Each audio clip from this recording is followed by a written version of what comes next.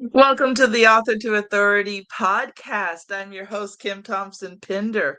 And I just wanted to let you know that we're going to be taking a break from recording new episodes of the Author to Authority podcast for the next few months as I work on some new projects and things to build out the business.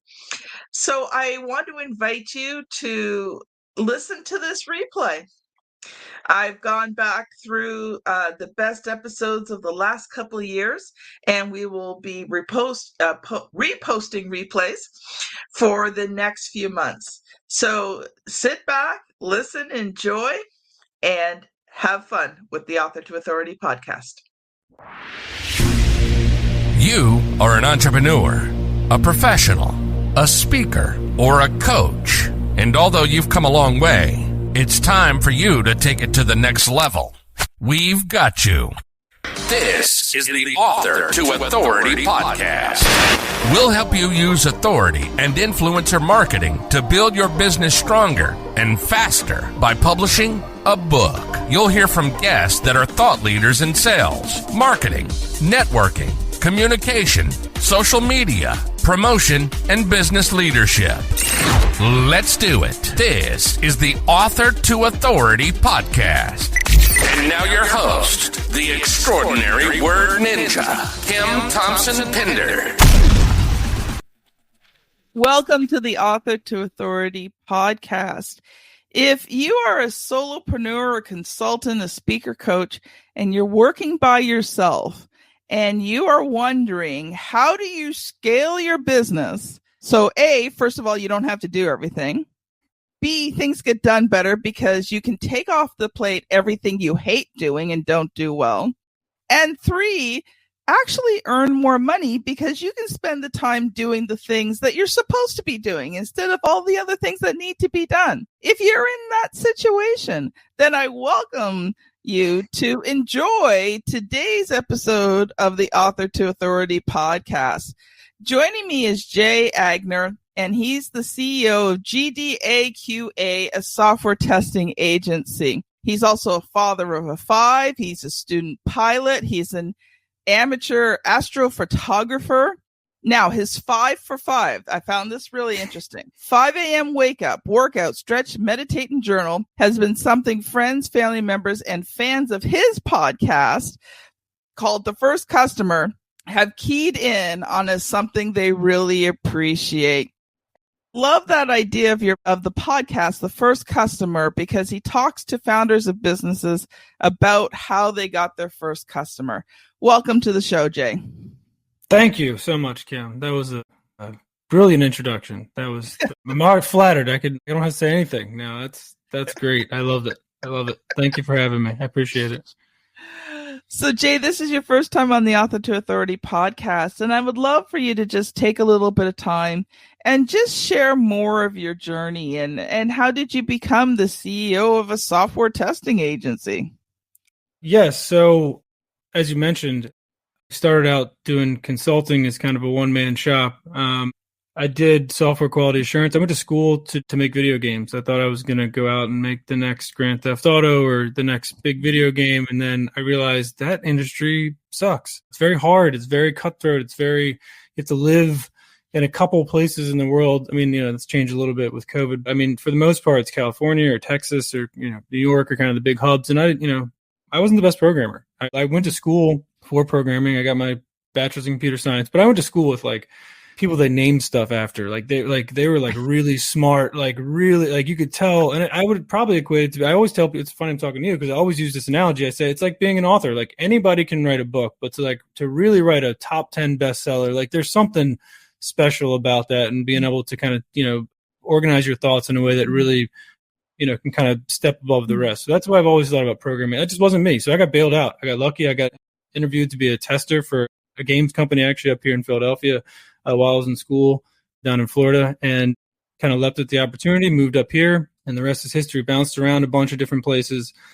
And then my wife was she was an overnight long-term care pediatric nurse, which if nobody's been to one of those facilities, I would say probably don't go, because it's a very, intense kind of sad place seeing these kids in the state. And it was a lot on my wife. And I saw that and I wanted to get her out of there. And I applied for Uber, who turned me down because my license was like from a different state. And it was like this whole thing. And I was applying for overnight stock boy jobs at Walmart. Like I was trying everything to like, how do I work a 9 to 5 and then like work another job to supplement the secondary income? And luckily I found Upwork, which was elance.com at the time. They merged with Upwork at some point. And I just started picking up gigs for consultancy, which is why I think I call myself a consulting evangelist and a delegation evangelist today, because I think everybody should consult. Everybody's experience that they've had at some point, somebody will pay you for that, right? Somebody will pay you to, whether it's in restaurants or whatever. So, at one point I had 3 or 4 different jobs. I was going to the stairwell during my break, taking calls. I was doing it after work. I was doing it in the mornings. I was doing whatever. I had like multiple jobs and I had a problem saying no to money.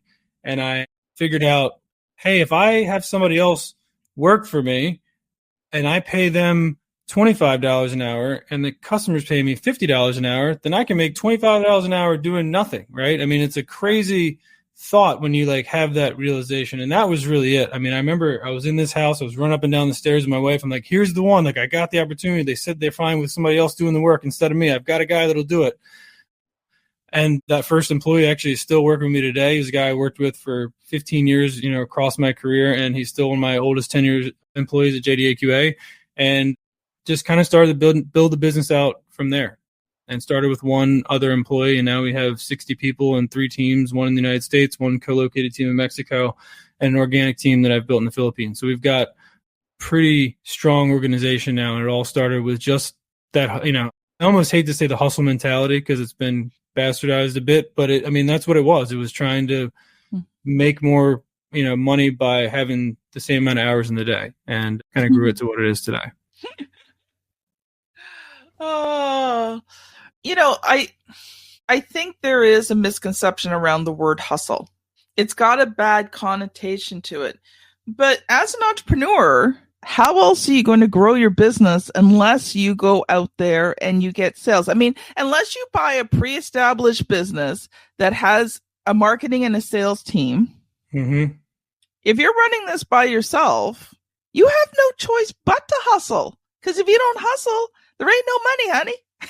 Dead on. I love that. I love that phrase. And that was one of the biggest things I had to accept. I remember sitting somewhere with a client of mine, and we were at a bar somewhere, and this lady was sitting next to me, and I had like a nice, like dress clothes on. She's like, "Oh, you must be the salesman for your company." And I'm like, "I'm not a salesman." And like at that moment, I kind of thought like, wait a minute, like I am the salesman for my company. And once I kind of realized that and kind of digest, because nobody wants to, there's some book I was reading that said like, name the top 5 things you think of when you hear the word salesman. And it's like pest, annoying, like, pushy, like all these things. And like, everybody's afraid to be that, that version of themselves.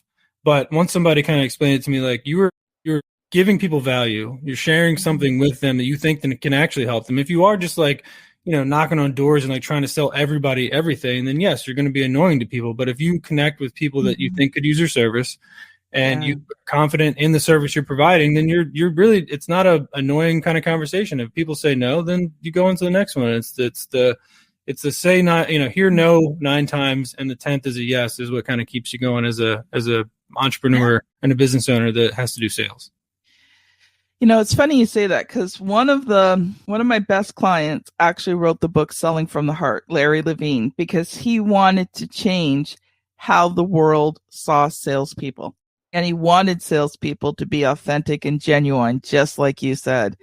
And I think that it's so true that, one thing you said that just kind of impacted me, and it's been my story as well. When I first started learning how to sell, I was under people who were teaching, manipulation tactics, all this other kind of aggressive stuff. It wasn't me, and I failed miserably. And I thought, okay, I guess I'm not good at sales and all this other kind of stuff. But I finally found someone that I worked with who taught me that it's okay to sell authentically. It's okay to develop relationships. It's okay to care about the people that you are selling stuff to. Right. That is allowed. Yeah. And once I was able to be me and be kind and be caring and be respectful and actually sell them something that they need, man, life got a whole lot better, because I thrived in that situation because it was everything that I was, and I still am. I still do most of the sales right now for my business. I'm hoping that'll change in the next year or so, but I really love the relationship part. Mm-hmm. And even if I ever, develop a full scale sales team and all these other things, I think I'm still going to do some of the selling just because I love doing it. Yeah.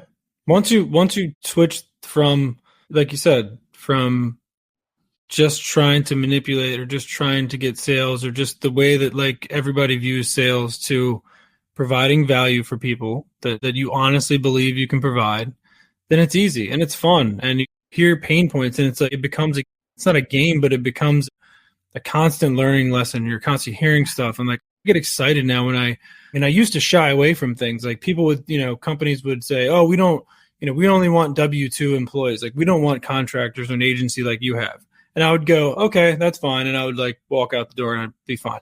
Now I love it. Now I'm like, I've got my list of things in my head that I know I can go after. I've got all my pain points that I know that they're feeling with those W-2 employees versus having kind of a scalable, flexible team like we have. So you learn those things, and all those no's that you hear kind of become your ammunition later on for landing those sales. And you hear it again from the next person. And that guy goes, oh, well, that is a great point. And you kind of build up that repertoire of confidence and points and all that stuff. So it becomes, like you said, it is fun. It's fun learning you learn more about your business by selling than you do working at it, I think. Right. And that's where a lot of the disconnect comes in the bigger companies, because the salesmen are out selling whatever stuff and the people who are doing the work going, wait a minute, we don't even, that's not even what our platform does. But if you're doing both, you kind of have the unique perspective of like being able to learn about your product, apply those lessons to your actual company, and kind of, it's a big circle. So it's fun.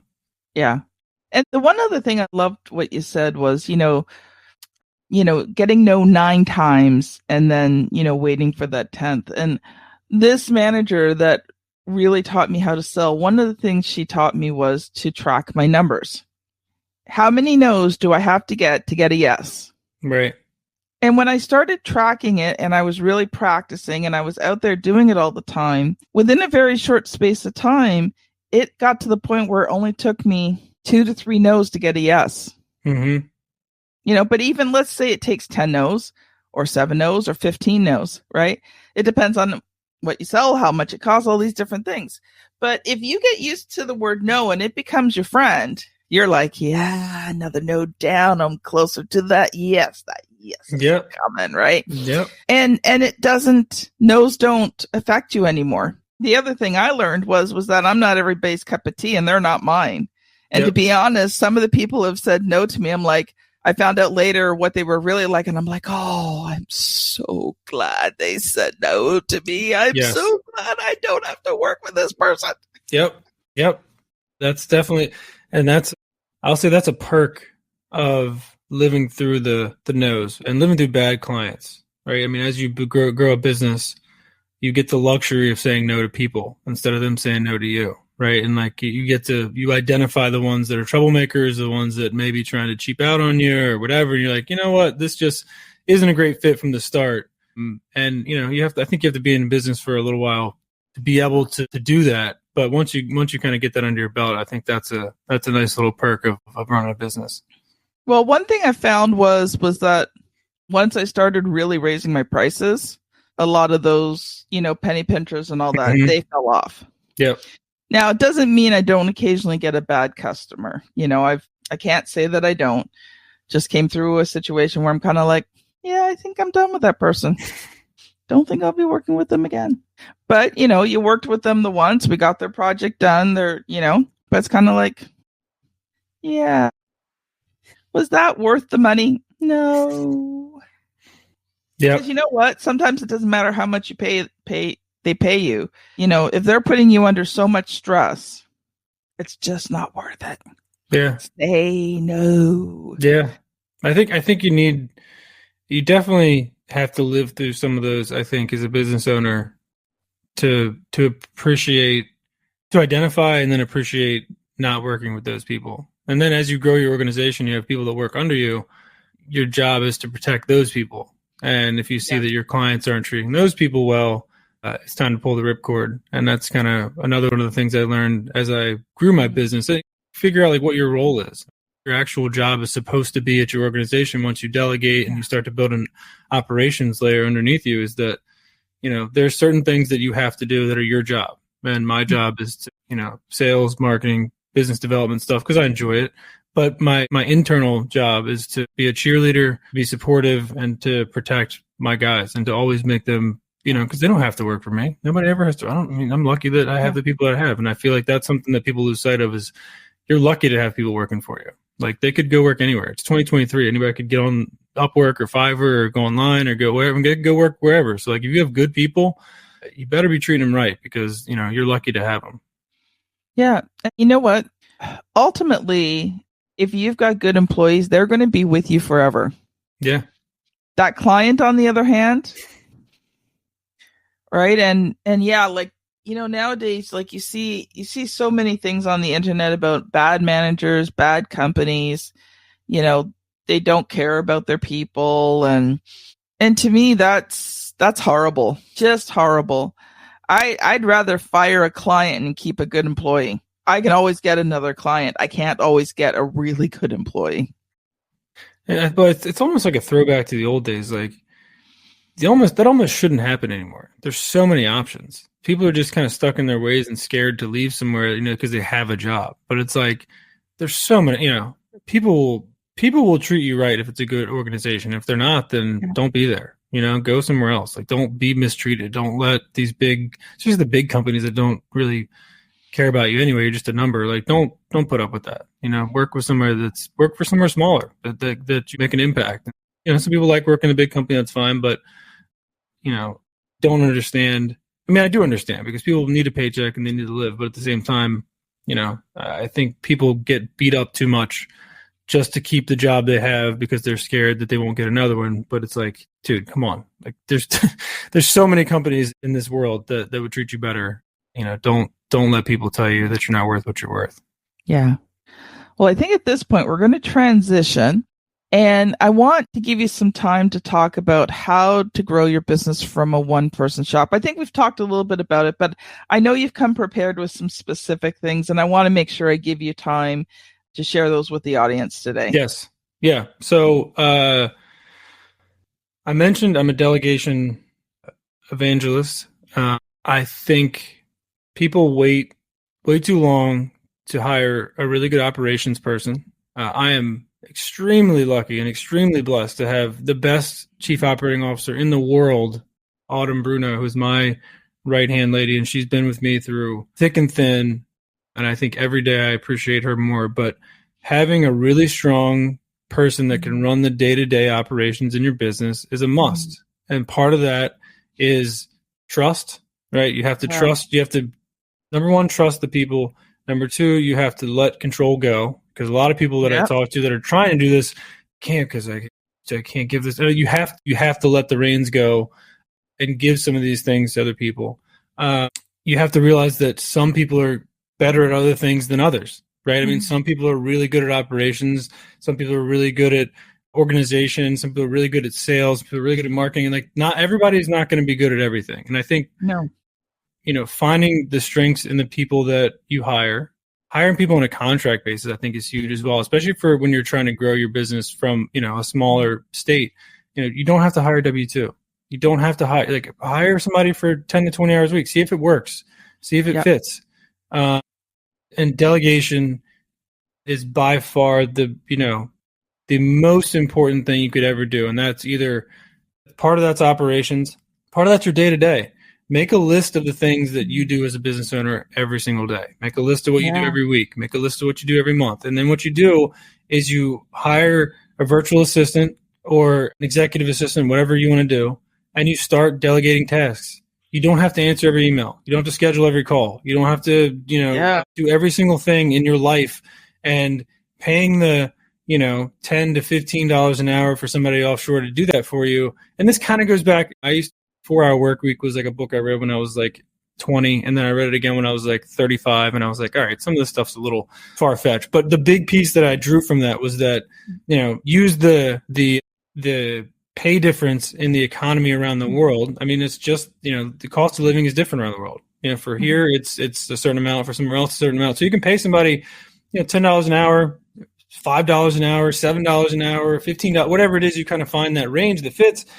10 hours a day or 10 hours a week, 20 hours a week of that person's time unlocks magical amount of time for you, right? And one of my guys I was mentoring at this Pay It Forward program for the Philly Chamber of Commerce that I'm part of, he kind of had that realization with a painter in his house. He was like, man, he's like, I was trying to paint my room, and it was like, there was all this trim I had to do. It was like taking me forever. I had to get all the stuff, and blah. He's like, and then he's like, you know what? I just paid somebody like $300 to do it, and he's like, and they were done. He was like, and I saved so much time. I was off doing this other thing. I was building this product that I wanted to build. He's like, it's so crazy. It's just like, yes, like that is delegation in a nutshell. Like, take the things that are taking up your time and hand them off to somebody else. I always tell people, like, if something feels like work for me, and I know I'm in a unique position because I've built this business up over the last like decade, but if something feels like work for me at this point, I delegate it. Like, if it's not something that I'm passionate about, I'm not going to do a good job. So if it's sales and business dev and marketing, yes, I love that stuff. I'm going to crush it because I absolutely love it. But if it's scheduling calls and, just doing the kind of day-to-day work that just takes up your time and eats up hours a day, I hand it off, right? And that's mentioned having a great operations person. My job is to land the sale. It's to find the people, land the sale, and then hand it off to my amazing onboarding team, which Autumn heads. They do a scoping call where they get all the information about the project. She's got a great list that she's built up over the years of questions to ask. Then we have a team that does the contracts. They fill out all the contract information, double check that. We go through it together as a team, and then we send that out. So, like, if you really think about it, my only job is sales and marketing and like maybe some biz dev stuff, right? So to grow your business, you have to let go. You have to delegate. You have to bring in some part-time people that are going to take the load off you. And I think that's my biggest message to anyone. And I tell everybody all the time, and I hear it all the time. They go, well, I'm not quite there yet. I'm like, well, if you're not there yet, that's your next piece. Like, you got to get rid of the stuff that's slowing you down, because otherwise we all have 24 hours in a day. We all have the same amount of time in a day. And if you can't spend it landing new clients, and you have to be putting out fires, or you have to be filling out contracts, you have to be doing whatever, then you're missing time to sell stuff. And even your sales window is even smaller than that. I mean, it's like 6 hours a day, like maybe you have to sell to people. So like, if you're not out there hitting the pavement or answering, phone calls or doing whatever to people that are trying to get business from you, then you're leaving money on the table and you're slowing your growth down. So I think it's one of those problems you have to pay to get out of. You pay upfront to get a virtual assistant, to get an operations person. And then once you do that, the world just opens up and everything slows down. And you go, wow, like, am I working enough? Like, I don't know should I be working more? Like, this whole mechanism is just running. And if you can get to that point, I think life becomes fun again, and a business owner becomes fun again. And yeah, so those are my main kind of points is delegation is like by far, the number one thing. When you talk about having to let go of control, I think that's one of the huge issues. Right now, recently, at the time of recording, would have been a few months ago if you're listening to it now, I lost my book project manager. She had some health things going on. She needed to leave. She was valued. We left on great terms, but I had to bring in a new person. And we were having a conversation, and I basically said to her, listen, I am not looking to micromanage you. I am not. Because I hate micromanaging, and I gave her the freedom to make the position her own within some boundaries. Right. Okay. Like, there were certain things. Okay. If you want to completely change how, the systems in RTI publishing, we need to have a discussion about that. But if you figure out a better way to do something and it works for you and it works for the clients, go for it. I don't care. Right. Because I don't need to micromanage that. Now, if I've hired the right person, doesn't mean I don't take responsibility for it. And it also doesn't mean that I don't assess it. But I don't need to micromanage it. I just need to keep an eye on it and make sure that it's working. But if she finds a way of doing it that's completely different than the way I figured out how to do it, doesn't bother me at all. No. Because I'm hiring her to manage, to take care of all the book projects. I don't have time anymore to take care of the book projects and grow the business and, run the podcast and, all of these things that I need to be directly responsible for. It's my podcast. I'm not paying someone else to be the host of my podcast. Right. My podcast, right. I do the interviews. Now, I may pay people to do stuff in the background around the podcast, but doing these episodes are my responsibility. And to be honest, it's something I love doing. So I have no intention of giving it up. But I loved what you said about that delegation. And I can remember when I brought on my first person, she was actually my best friend. Now, the first person I brought on was an editor because there was a lot of things I could do and I was doing, but my editing was not good. So she was the first person I brought on. But eventually, within a year or so, she became the book project manager for RTI Publishing because she had that mindset. I mean, I was getting bogged down and bored. And it's like, I'm good at it. I just don't like it. Yep. I don't like it. But, I think one of the things that people need to realize is that, like you said earlier, and I just want to really bring out this point because people think, well, I can't afford to pay someone. Well, think about it this way. Let's say that $10 to $15 an hour range, right? And they're taking off the plate all the time-consuming things that you don't do well. What if you could free up, 2 to 3 hours a day, and in that 2 to 3 hours, you could sell your product. Even if, let's say you sell your product for $1,000, let's just say. But you knew if you could have that 2 to 3 hours, you could sell $1,000 in that 2 to 3 hours. And you're worried about paying someone $10 to $15 an hour when they're freeing you up to sell $1,000. When you start thinking through the math. Now, don't get me wrong. I get it. Onboarding, especially when you're onboarding your first few employees and you have to do it yourself and you have to teach them everything and you have to show them the way you want it done and all these things, that's time consuming. And sometimes it's tiring, because you feel like you're doing your job, their job, and teaching them. But once you get them in and they're moving forward, man, the freedom is beautiful. And all of a sudden you have time to actually do the things in your business that make you money. Well, to your point, $10 an hour, and let's just say you have somebody 10 hours a week. That's 100 hours a week, right? And so for 4 hours a week, if you have for a month, that's $400 a month. If you can't land one of your products sales in a month that you say $1,000, you're still making a margin of 60% if you land one sale in a month while freeing up 40 hours of your time. So if you can't land one sale, in 40 hours of your time, then, perhaps you have other problems in your business if that's the case. But that's the economics of that are very straightforward. And if you multiply that out times, bigger projects and more stuff you have to do, then just it grows on itself. That's a great point. I think if you do the math, you can convince yourself pretty quickly that it's worth it. Yeah. Now we got a few minutes left, Jay, and you're not an author, which is perfectly fine. Not yet. But you do have a podcast. So I'd love to take the last few minutes of the show. And so first of all, tell me a little bit more about your podcast. Sure.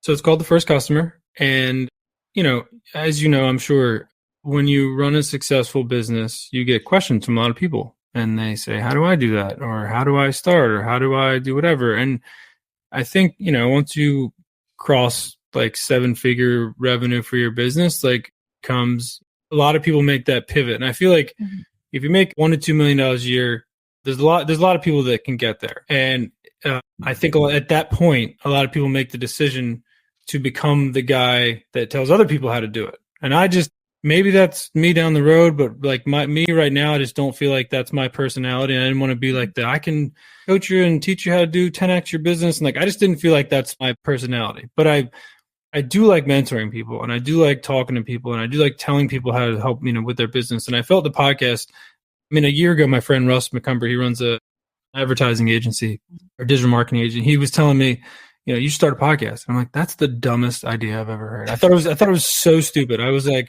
why would I do that? It's so stupid. I would never do that.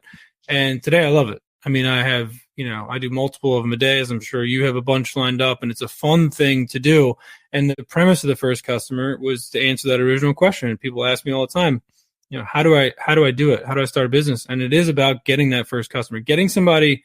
Come across so many people who own businesses that have products with no customers, and they don't know who, and even if they do, they don't know who their customer is, right? They spent tens or hundreds of thousands of dollars to build a platform, but they don't have their customer defined. And it's how can you reproducibly get clients and grow your business if you don't know who your customer is. So getting to that first customer and kind of that second customer is also part of the show. It's like, first customer is great. Second customer means you've built something reproducible, right? So the podcast is thought leader, business owner, founder kind of types, meant for entrepreneurs and business owners to kind of figure out, how do you get your first customer, how other people got their first customer, and how they've built kind of a mechanism to get past just that first one, right? Because the first one, like I said, you can stumble into a first customer, but really like establishing who you are as a business and who your customer is, I think is a big part of running a successful business long term. And I think some people they run a business without ever really knowing. They're just kind of winging it, and they kind of, and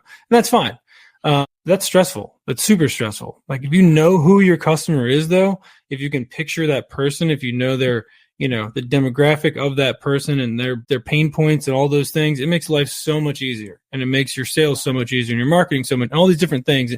And like I said, it feeds back to your product. You go, well, maybe our product needs to be a little bit different because it's not serving the customer that is really buying from us. Like, we need to pivot and change and make sure maybe our stuff is, more offshore folks, or maybe it's more onshore folks, maybe it's a different type of testing. Maybe it's a different, we're doing performance testing or security testing, all these different things.